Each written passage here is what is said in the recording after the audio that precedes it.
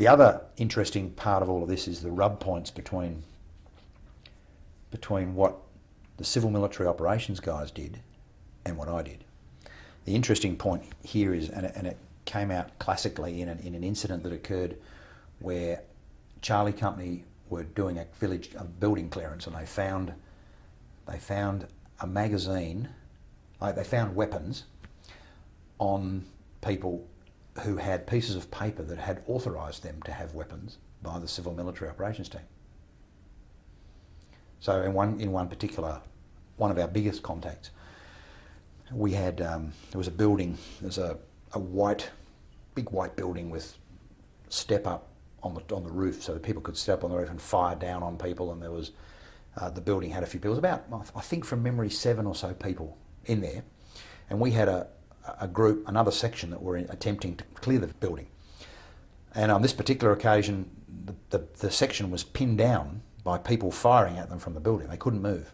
The quick-thinking section commander got his #1 rifleman, who had a short-range anti-armour weapon, a 66mm rocket, pulled out his rocket, extended the rocket and fired it at the building, intending to get into the door, but actually hit the beam above the door. And by doing that, because these buildings are so poorly made, shattered the insides of the building. All the plaster of Paris on the inside, which is all white, shattered it in on the building. So the firing stopped. The section got up and assaulted the building and found these 7 people inside, some of them holding up white piece of paper saying they were authorised to have their weapon. Don't take it off me. So that caused a bit of friction. So the company commander of that company came to me and said, "Hey, you need to grip up those people because they're issuing licences." Now they were issuing licences for good reason, because what we were finding was a lot of the NGOs were hiring locals for their own protection. They had been doing that before we got there, and they were still doing it because we couldn't provide the security in their compounds the way these people could. But what we sort of worked out after a little bit of time with our own human intelligence specialists and things, we discovered that actually the bad guys by night were the protectors of NGOs by day. So what was happening was, and Dick Stanhope and his CMOT guys weren't to know that, the NGOs were imploring him to let their guards keep their weapons, otherwise they didn't feel secure. But it took us a little while to realise that the same people who were fighting us at night were the same people that he was giving weapon licences to during the day.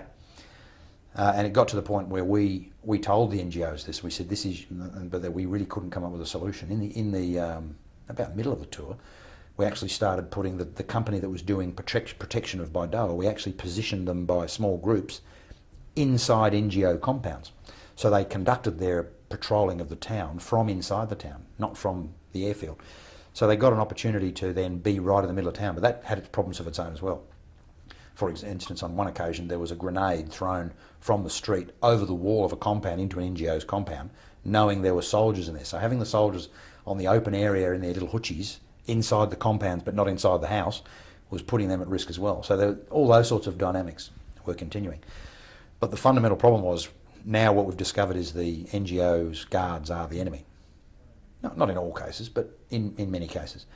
So the NGOs, so what we would then did, moved in to support the NGOs so they could get rid of some of their guards, but we couldn't do it to everyone. So then we'd say to the NGOs, look, don't hold big amounts of cash or grain or things in you. Come and use us. So we became a store for grain, for tools, for medicines, for money in the airfield, because we were defending the airfield, so that there was no temptation. Did they resist that at all? Well, they did initially. They thought, they didn't believe us until what happened one day was a World Vision compound. The guards actually physically turned on the NGOs during the day, and because they knew there was money there, turned on them, said, "Give us over the money," took all the money and left, or attempted to leave. And then all the other NGOs realised that maybe what the Australians are telling us is true. So they then started to do as they were told. Not in all cases, and there were constant turnovers of that sort of thing occurring, because some of them didn't trust us any more than they trusted their own guards. So they thought they had that covered, and then they find they didn't. Another mechanism we used to help protect the NGOs, interestingly, was I think I told you the story about the radios, where we were asked just before we left what you wanted, and I said I want 55 squad radios. Well, these radios, which we got, and which eventually I got based on my own judgment from UNSO, were 8-channel Motorola's. which just turned out to be perfect because guess what all the NGOs were carrying?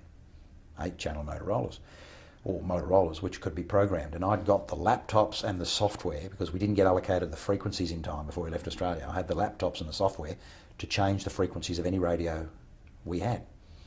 So what we did was we created a channel on the radio which was channel 7, which was just the AO channel, Area of Operations channel, and any NGO who felt like they were in trouble just had to flick to channel 7 and yell out something like "Army, Army, Army," or "Help, Help, Help," or something, and variously positioned around the place were those commanders who kept theirs on channel 8, which did a split-second scan of every channel every second. So if anyone was transmitting on any channel, it stopped.